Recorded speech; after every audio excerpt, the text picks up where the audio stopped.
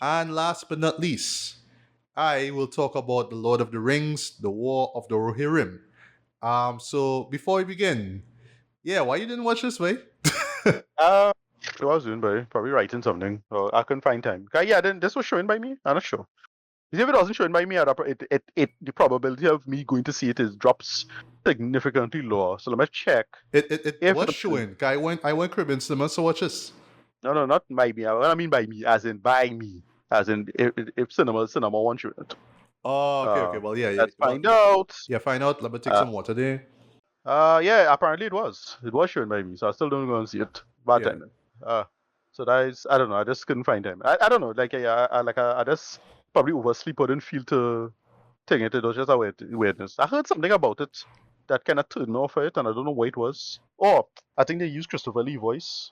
Okay, that was all right. That was a big deal to you. Okay. Well, all Well, right. not super big deal, but it was like I don't All know. right. Like it's just a bad time, so I didn't find time to watch it. All right. So Well, that's I just bad will. time. I will just mention that as a slight spoiler later on, right? So yeah. Well, two reasons why I went to see this. One, it being a new Lord of the Rings movie, right? Because Right. last time we had that was with that last Hobbit film, right? Which I still say should have been a duology and not a trilogy. You know. Right. No, but we gotta do it a trilogy, man, because we have to harken back to the, My the, the my first attitude my trilogy. attitude my attitude was just it should have been one very long film, and just crunch as much as you can in that one big film and cut it up later. But Yeah. one big film, one very big film, maybe put it in a what do you call it, intermission or whatever, but make it one big event that nerds go to. Yeah, but then like from a marketing perspective, it's just to sell them on. Look, come and see a for prequel movie. Right. Oh It's yeah, that thing. It's that's it. that thing. The nerds go eat up. If you had the whole fight, if you had everything in one movie, people would have come for that. But you can't just split it up and sing it over. Nobody care about it. Yeah, yeah. Well, Whatever, moving on, moving right? on. Yeah. So that was Yeah. that, right? And then Also, Del Toro should have do it. But whatever, that is another thing. yeah, and then Yeah. secondly, yeah, it being an anime movie, right? And Right. I've never seen an anime movie in theaters before, right? And I will say that this Okay. one was worth it, right? So yeah, this is another prequel, right, to the original, well, both the Lord of the Rings and the Hobbit trilogies, right?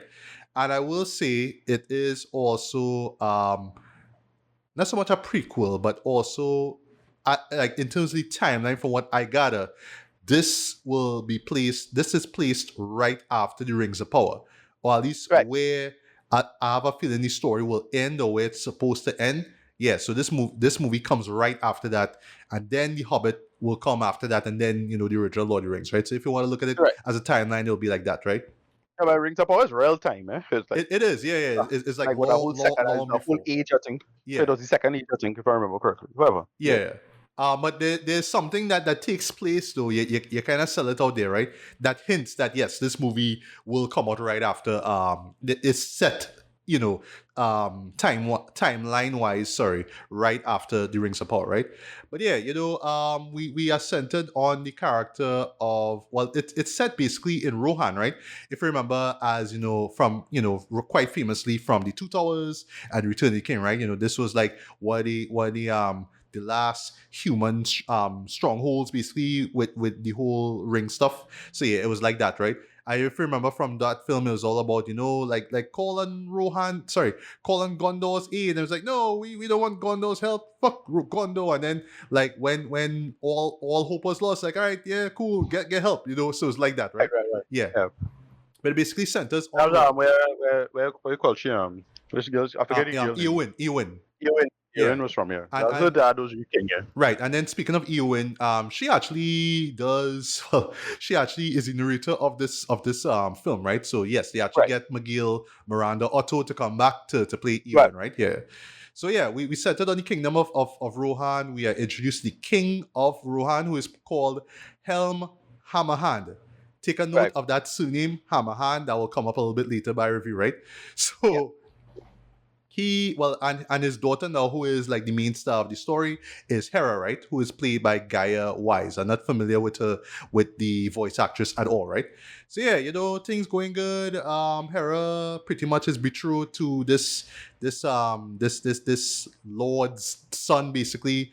But then you have this other tribe, if you will, this other kingdom, if you will, show up like, yeah, we I my place is closer to you, so yeah, I want your daughter hand in marriage. He's like, no, you ain't getting my daughter hand in marriage, bro. But that's basically the father demanding this, right? The father of the dude who, he well basically the father want his son to marry her, right? And Helm as the king of Rohan is like, nah, that ain't working out, right? So in the process, a fight takes place and the man get killed. Like not Helm. Well, Helm literally Right. beat the guy with one punch, right? So the joke I will make from this point on is that yeah, he's one punch man. He Right. is literally one punch man. He'll hit you one blow, blow to the head. That's it. You're dead. I didn't watch that. Like a man just get one punch, blow to the head. Like, all right, he knocked out, right? That's a TKO, right? They come and say, dude dead. Like, Right. what? Like, Yeah, dude real deal. dead, Yeah, Mike Tyson, prime Mike Tyson, crack him. Yeah, boy. like he just crack open a man's skull, like Yeah, boom, right? prime Riddick Boo. Yeah, boy. So yeah, literal one punch man in the show, right? So yeah, so the son of that slain king, right? His name is Wolf, right? He was a friend of Hera back when he was kids, right? So yeah, Wolf is like, oh, you killed my father. I was one of the asses now, dread. So yeah, he team up with the other small tribes or small kingdoms, near to Rohan. It's like, yo, we warring against them. So yeah, a war begins, right? So the war of the Rohirrim, right? That's basically what it is, right? But yes, in the process now, Helm is like, all right, well, I going up against them, and of course Hera, being the star of the show, is like, you know what, Dad, I wanna fight alongside you, and he's like, no, and they was almost going to do it, but it's like it's not just because she a woman or female. It's just like, no, I don't want you to go out there and die, like right, like a way to stay back, right?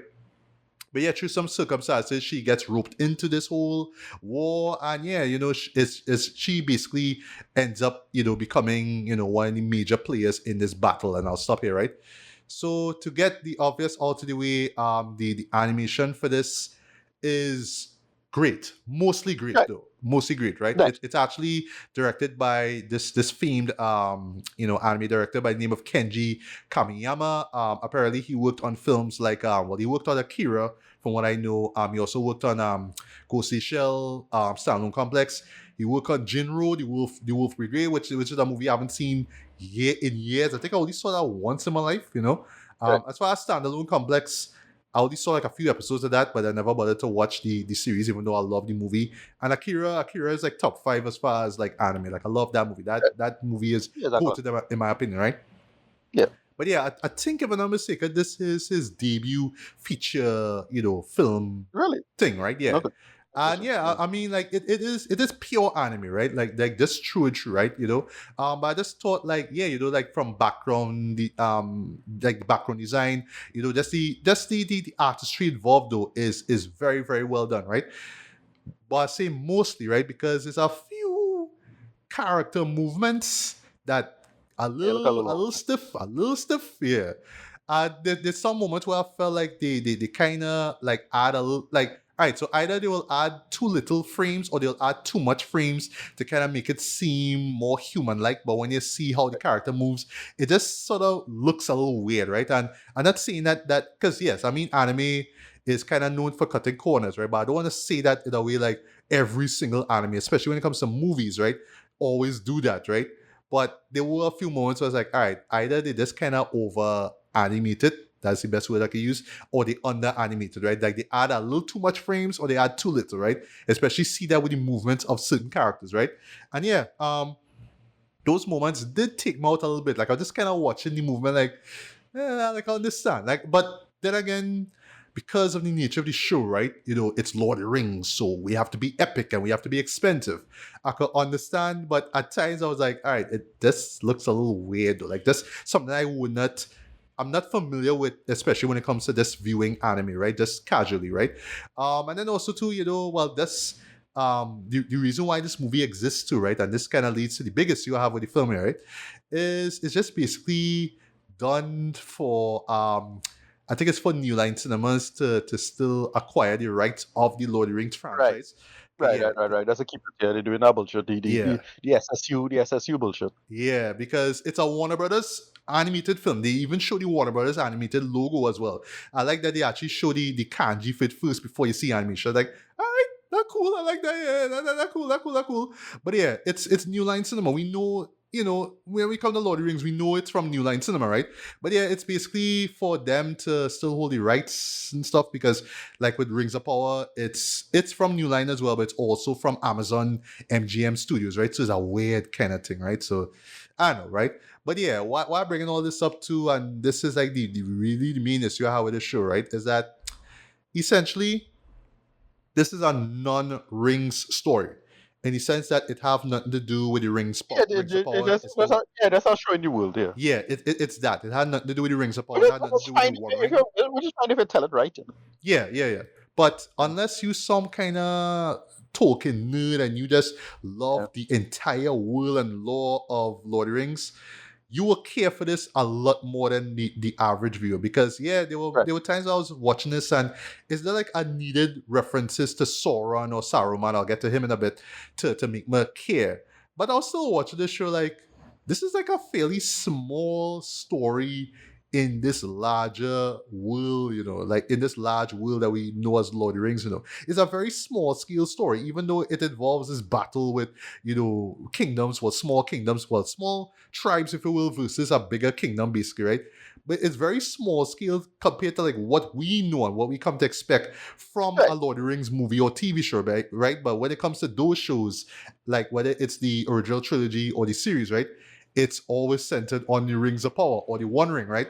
So there's always like a greater stake in terms of, oh, will this character live or die, right? But when you're watching this here, it's just basically, just slight spoiler, that's basically there to explain, oh, this is why it's called Helm's Deep. This why this particular area of Rohan is called Helm's Deep, right? So just Right. basically like a Rohan a little background into the history of Rohan and why they are the way they are, why they always feel like they have to do things on their own basically, and why they don't like to seek help, right? As you saw Right. in the Two Towers and Return of the King. That's really what this show is here for, right? But still, I was just watching this like, all right, but like story wise, in terms of like adding to the cinematic world of Lord of the Rings, do we need this? I was Right. asking myself that question. Did we really need this though? Yeah. Well, I I, know. I don't know, but again, I guess if you are just a diehard fan, like if you love the novels, all right, cool. I guess if you know more about the background of Lord of the Rings, then you will enjoy this, right? Right. And I feel like this was mentioned in one of Tolkien's stories, but It probably they wasn't. just Like had creative. again, They just had creative liberty to just expand on it and add characters and blah yeah. blah blah. I feel this way. Much I got a review 100 Years of Solitude. Same thing. Like they doing this nowadays, where they just doing all these kind of creative liberty stuff, but it make perfect sense. So it's like what I call ascended fandom. No, Yeah, yeah. it's that right. It's really well researched people who not just making a bullshit, but doing their own takes and saying, "All right, do you like fix what the author in a good sense, maybe kind of thing, right?" I don't know. Yeah. So Yeah. I'm not surprised to hear that from this. Yeah, and I feel that will affect how people view this film or just how it does in the box office. Because I read it, well, like I check in the budget right now, it's 30 million this course, and right now it make 10.3 million, which is Okay. oof, right? Yeah, Yeah, that's and also even though it wasn't too big of a problem, I could see for some people, yeah, the length it's pretty long, even by anime standards. Right? This is like right. almost Akira level length, Joe. Or I should say like a That's like a a Princess movie, yeah. Mononoke. It's 2 hours and 40 Right. minutes, right? I understand it's an epic. Yes, it's Lord of the Rings, but I was enjoyed it, right? But there was again parts of me was like, all right. In addition to wondering if this story should indeed be told or not, I wondered if this should have been things that they could have taken out to kind of make the story flow a lot better. I can't really say. Maybe if I watch it over, I guess No, I but could nitpick it. did you like the Amazon series? I do like dude like right Right. now the Rings of Power the second season one of Right. my favorites of the year, like I absolutely Right. love that season, right? Okay. So but again is because right. So why, as a wrap up here, right? Because why I love Rings of Power so much is that it relates so much to the original trilogy, and to an extent the Hobbit trilogy, right? So seeing the little, like, just seeing these seeds being planted into what we will expect it, what we'll see in those movies. I love how it's all set up in Rings of Power. Here is something that happened right after that, but it really don't have anything to do with the Hobbit trilogy. It's just more on, it's a Rohan story. That's what it is, right? But in the grand scheme of things, it's not as grand or big. It doesn't hold any like dramatic or you know thematic weight now compared to what we've seen before. Film wise now. That's the thing, right? It just really feels like a one-off story that just kind of just there because for ownership reasons, right? For acquisition reasons, I guess that's why they did it. But I feel Right. like that's why people would just sort of like. I think once people hear that, they'll just be like, "Oh, so why watching this for then?" Like, if it's Yeah. just about acquiring the rights to the franchise or the series or whatever it Keep is, yeah, then why keeping why the rights. bother? Yeah. Yeah, that rough. Yeah. Yeah, but I would still say that if you are a Lord of the Rings fan, you should check it out though. But I really don't see, like, non-fans not gonna care for this at all. Like, they not gonna care for this at all, right? If you're an anime fan, I'd highly recommend it. Check it out as well too, because like especially with us in Trinidad, it's not every day that you get to see it, or you see actually an anime movie released theatrically, right? And this being my first one, yeah, I will remember this for a while, right? But the film itself is not one that I'm gonna go back to in a hurry, right? What I would say though is like if one day I just like right now as I speaking here, I actually have the original trilogy. I have the box set on Blu-ray, right? The extended versions. Gotta get that one, right? I don't have the Hobbit trilogy. Maybe one day I'll get, maybe if I care to. But I do want to get the Rings of Power series once that wraps up. One day, if it Okay. comes out, digitally, I want to get that, right? As for this, well, I don't know. Yeah. Maybe one day is one of those shows. It's like, maybe I'll watch it, maybe I won't. But I would say, like, just as a casual fan of the series, you don't have to rush out to see this, right? But Right. again, it's just the corporate BS behind the scene that kind of holds it back. Cause that's why the movie exists, right? But Right. outside of that, yeah, I was still kind of asking myself, we really needed this way. We really need this. Like, we really need to hear the story of Rohan and why Rohan is the way it is. I don't know, right? Yeah.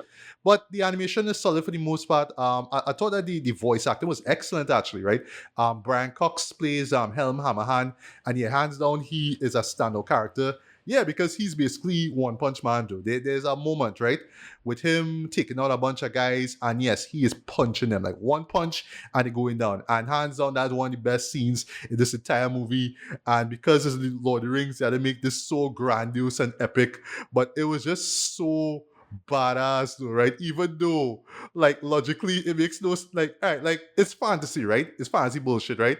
So logically, it makes no sense why he would be in the situation he's in. Sorry, in the condition that he's in. Slight spoiler, but sorry. Regardless of all that, that shit looked badass, though. You know what I mean?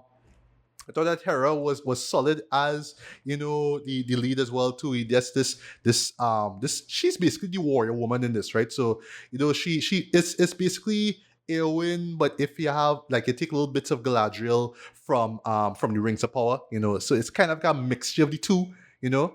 But it works. It works in terms of who she is or whatnot. I thought like character wise, everybody was well fleshed out. Even the villain Wolf as well too, right? And I even like where the story stops off as well too. Again, kind of alluding to what we will see later on with the Hobbit and the Lord of the Rings trilogies, right?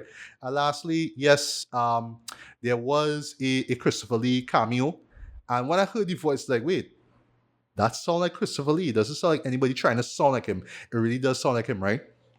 But after the fact, I found out that yes, they actually took like some unused audio footage of him, I think Yeah. from the Lord of the Rings trilogy, and they used that there. It's just one line, right? And again, last spoiler I'll give here. Given where Saruman is at this point in the story, it's clear that this is going to take place right after the Rings of Power. Because as I said in my review of the second season from this year, yeah, Saruman is introduced here, right? But he is not the Saruman that we know. That's all I'll say. So Yeah. we will see in this movie, we see who he will be. So that's why I'm assuming that the Rings of Power will end with Saruman being who we know him as, right? So that's all I'll say, Yeah. right?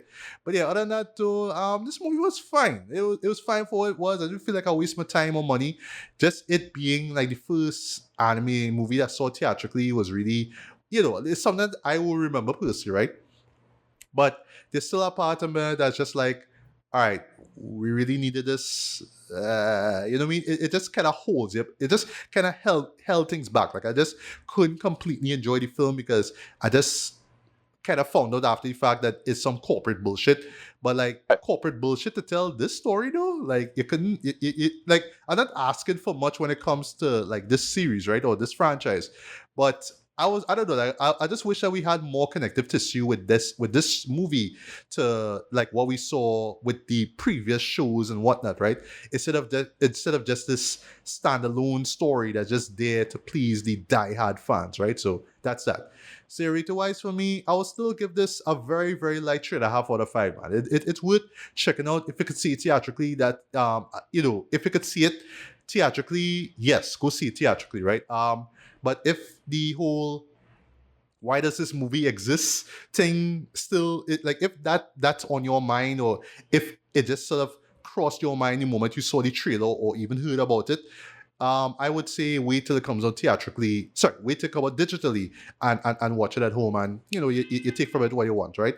But yeah, I would say if you enjoy the Lord of the Rings films, whether it's the series or the movies, yeah, give it a watch, man. But I really okay. So last point I'll make, and then we'll wrap up, right? I'm now wondering if this will be the last of these Warner anime Lord of the Rings films, because I don't know if they're gonna be like these like one-off specials, if you will, that we'll get over the next few years. I don't know, because yeah, trust me, now that New Line and Warner kind of working together with this franchise, yeah, they're gonna milk this franchise out. They're gonna milk it out. They're gonna have this shit running long after Rings of Power run out of money, right? They're gonna keep this shit. They're gonna keep this ship afloat one way or the other, right? But now I'm wondering if we're gonna get more anime movies out of this franchise. I don't know. I guess we'll see. But I think like just production wise, well, I'm not sure who's the studio behind this, right? But I thought that yeah, they knocked out the park with this one. So now I'm wondering if if Warner Brothers just gonna reach out to more anime studios and say, look, yeah, do another movie first, huh, please, So I don't know. I guess you'll see. All right. So if anime Lord of the Rings isn't your thing, I mean there is, if you're looking for something a little bit more live action, so to speak, there is Mufasa, the Lion King. Right. Unfortunately I didn't get a chance to check it out, but Yeah. we did talk about the previous the previous film that will be the 2019 remake of the Lion King, right? Which I think we were both indifferent to. Like visually, it looks Right. spectacular, but story wise, I personally did not care for it at all because, like, yeah, it was the point of this, and they had no emotions. That's one of yeah, the big problems I had with that one. yeah, and it was Um, clearly two things. One, capitalizing on the what would have been the uh, 25th anniversary of yeah, the the original nostalgia of it. film, Yeah, and then yeah, also and it was nostalgic. It literally was playing every single beat. It was playing it like beat for beat for beat, right? And then secondly, capitalizing on the success of the Jungle Book, right? But unlike right. the Jungle Book, which actually retold the story and added a lot of new elements, this one basically was just it was just almost a shot for shot remake fit, almost a shot for shot Yeah, remake fit, but just with photorealistic VFX. yeah, That, which was that's which really was which was pretty bad, and I personally would have preferred if they did actually lean into that aspect of it entirely instead of doing the talking and singing bullshit. No, that is what killed it. yeah. I couldn't get into it because of that. Yeah. So, for the past few episodes, I was saying that I was going to check this out for one reason, that would be Barry Jenkins, right?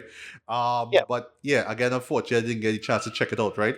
I think apparently he is a huge fan of the stage show, right? right. One of these days, I really need to go online and look up and see how that stage show look like. It might look like some of the goofiest shit ever, but I still want to see it, right? But yeah, Yeah, didn't get a chance to see it, even though my boy Barry Jenkins directing this. But yeah, you right. did. So yeah, Ricardo, take it away. Mufasa. And the sad part is that this, you know what this is? Is basically Space Jam 2 all over again. where Oh you could see you could no. see a straight line. It's bad, right? So I'm not like knocking this on its own, but it's bad. Like I think it's kind of bad. But if you could see the direct line between Disney and then Jenkins' vision. Because Jenkins, it's not that bad. I actually like this more than the 2018 movie, right? Well, when it came out, 2018, right? Um, No, 2019, 2019. 2019, right? Yeah, the 2019 movie. No, like I actually like this more than that, But it made a lot of like interesting calls, But you could tell the studio just holding back, and it just a lot of it don't work as it is.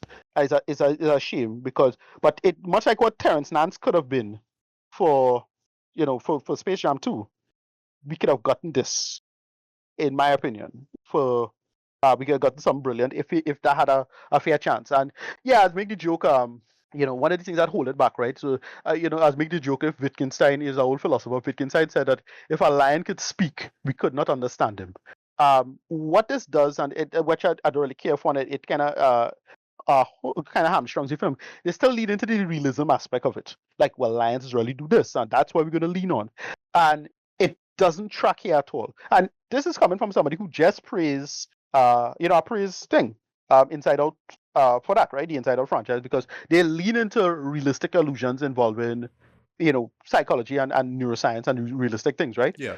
But for this, it don't work at all in leading into the realistic science about lions and how lions is socialized or how lions is thing. Because a lot of this does that. Like it gets into, well, male cubs they do this, and this has happened to male cubs from the older men, and this has happened with this, and the females is hunt and so on.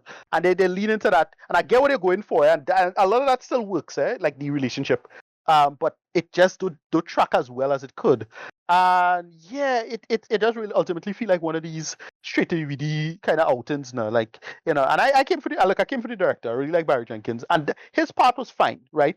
But he shouldn't do any more big Disney projects, unfortunately, right? He shouldn't do more. Go back to normal thing and smaller stuff because he's absolutely brilliant at that. Or give him more control. Either that or give him more control. Because you could tell, again, you could watch this scene is clearly him and this is working, and then this other scene not working. And then they underutilize like other voice actors, like Mads Mikkelsen is in this. And like, wow, that's Mike Mikkelsen. I okay. Another problem is that it suffers from the Joker Folia dance problem by having terrible music. So with Lion King, what that intelligently did, right? The original Lion King, back the OG, right? Back in the 1994, right? Mhm. That film, what it did is that it had two different people. You have a person singing, you have a person talking. Good. When they did the 2019 film, they had Donald Glover. I like Donald Glover, but he's a good singer. He's a terrible voice actor. Can't voice act. I thought he was terrible. As That's Simba, true. I mean, Donald right? Glover could do everything, way, but Right. voice a lion. Yeah, Beyonce, same thing, right? Yeah. Right, quoted singer, right? We agree. Yeah, But yeah, but when she voicing Nala, it's like, terrible voice actor, and they should have really split up the roles and whatever it is. This time they kind of tried to do the same thing again by having and is it we boy Aaron Pierre yeah, looking boy kind from of right. Rebel Ridge, though. Like Yeah, yeah, yeah, I yeah. didn't even know he was in it until I Yes, saw Rebel Ridge, and then I saw the name pop up in that first trailer to Mufasa. Like, oh, you in this? What? yeah, right. Yeah. Looking good. All of that's fine, right? And just the same problem, right? He kind of trying to do James Earl Jones kind of something because it's a younger, Mufasa kind of something. And then what they do with Scar, well, you're not called Scar yet because they explain Scar. Or another thing, it do that bullshit where we need to explain where this thing comes from. So they Oh explain where Pride Rock come God. from, and with where Scar getting from. Like the explanation is not bad, but it's still kind of like, yeah, you don't need to do that. You Like, don't know? do that. Yeah, Yeah. whatever. But yeah, I still prefer this to the 2019 film, to be honest. And yeah, it is a slightly frustrating watch because this is such a good filmmaker. There's kind of look, he got back, so I won't say he wastes his talent or anything like that, but like, yeah, we either give him more freedom or don't do it at all. Now. Like that's how I always felt about this kind of stuff, right? At least that's just me. Like I don't hate this. It had some strong moments, but as I said, it really felt like Nance and Space Jam 2. Like if Nance got full control of Space Jam 2, we would have gotten something really great, I think, or at least something pretty good instead of that bland emptiness that we got last time. But so it's a shame. It's a real shame. But yeah, that's how I feel about this. Rating 6 out of 10. It was alright. I really wish he had more control. That's how I feel about this. So it's just that's all. I have nothing else to say. Just move on and play with that as it is. So that's about it. I didn't hate it, but I really wish that Barry Jenkins had more control. And yeah, that's how I wish it they did it, because the allusions to realism don't work at all. Like, that's the problem. Like, I get what they're going for. Especially the big, like, why Mufasa is the way it is, like why he stood out, because he can do a thing, and I get what they're going for. You could do a thing that the male lions can't do. That basically you'll learn why. And so that's about it. Yeah. 6 out of 10. I can't give it more than that in any honest opinion. But you're digging it for him, eh? So yeah, moving on. All right. So if the War of the Rohirrim or Mufasa is in your thing, there is Sonic the Hedgehog 3. And Right? for me now, lucky you got a chance to see it before Christmas, right? But yeah, for me, I only saw, still to this day, I've only seen the first Sonic movie. Still have not watched the second one. I was planning to do so in preparation for this. But I was kind of waiting for somebody to say something about it. And I saw a few reviews, but I was telling myself I'd wait till after Christmas to see it. But hey, you beat me to the chase. And you actually have been followed up this like kind of cinematic Sonic universe. You even talked about Yeah. Knuckles earlier this year. So yeah, how was Sonic 3? Right. So, with Lion King fall apart because, I didn't mention it, but a big part of why Lion King kind of fell apart is because we already had Transformers 1, and they have a similar story. So that is that. This leans into the conceit much better. Similar idea of a mirror match kind of thing you're playing with. This is not as good as Sonic 2 in my opinion. But it more caters to the fans. Right. Uh, Okay. Okay. it definitely caters to the fans a lot more than than this.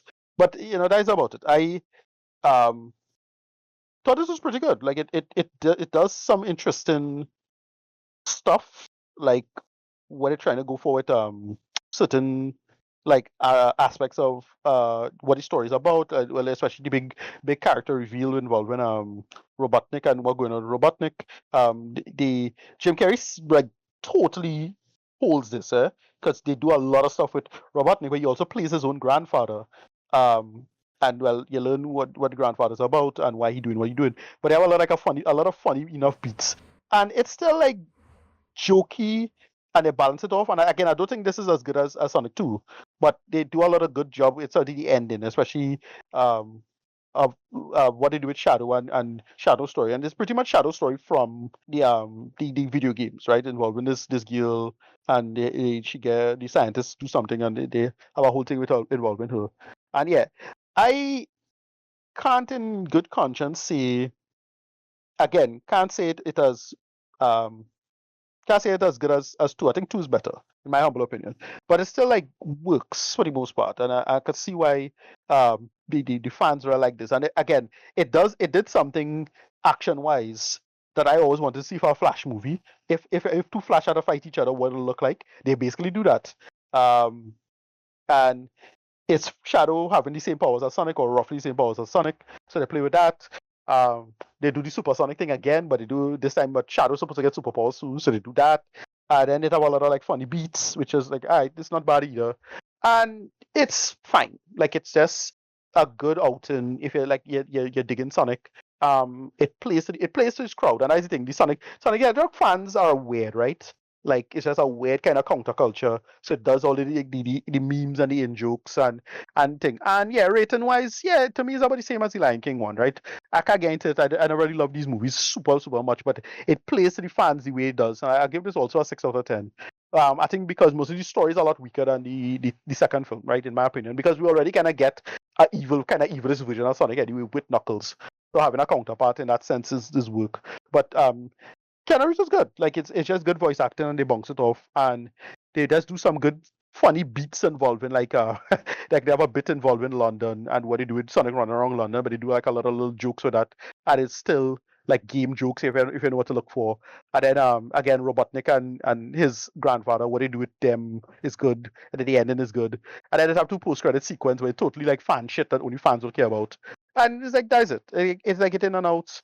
Um, if you're into Sonic, you'll love it. Like, it is for the crowd. Like, I can't tell if you're not into Sonic and you don't care, or you don't care as much about this like me, yeah, isn't, and I am old Sonic fan. I'm an old school Sonic fan. I only the Genesis games. Like, it's only the first 4 games I give a shit about. Sonic 1, 2, 3, and Sonic and Knuckles. That's it. Everything else after that I couldn't get into. So it's moving on. Yeah, it's an interesting franchise as it was. I suppose it worth your time, but that's about it. Yeah, that's it. Rating, yeah, 6 out of 10, about as good as Mufasa in my opinion. That's about it. Yeah.